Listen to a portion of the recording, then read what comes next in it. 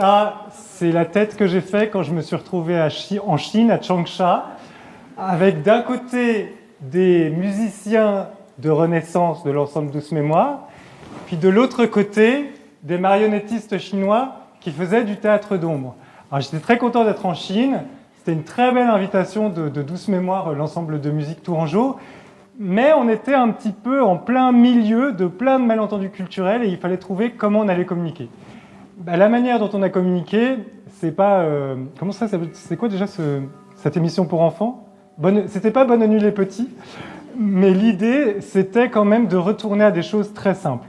Donc, pour trouver cette collaboration qu'on a inventée entre donc, le théâtre d'ombre du Hunan et puis Douce Mémoire, on a choisi d'aller sur le terrain de l'enfance, c'est-à-dire un terrain où il n'y avait pas encore trop de malentendus culturels. Vous savez, ce moment où on communique encore assez facilement les uns avec les autres. C'est vrai que, paradoxalement, voilà, les nourrissons communiquent très bien entre eux.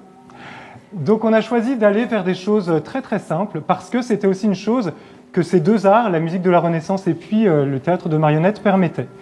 Donc ensemble, on a écrit une petite histoire dont la prémisse serait la suivante. Comment a été inventée la première berceuse du monde? Pour essayer de trouver une réponse à cette question, on a inventé une petite histoire avec des pandas, des singes, des crocodiles, des phénix. C'est plutôt quelque chose d'assez naïf et en même temps, je crois que justement parce qu'on parle d'émotions très universelles, c'est quelque chose qui peut parler vraiment aussi bien aux tout petits qu'aux plus grands. Ça tombe bien, venez avec vos enfants, puisque c'est une proposition que là aussi on portera pendant les vacances scolaires, dans le cadre d'un focus sur l'enfance qui comportera aussi le jour où les femmes ont perdu le droit de vote. Et donc ce sera ici même qu'on aura le grand plaisir d'accueillir cette compagnie dont l'art appartient au patrimoine mondial de l'UNESCO.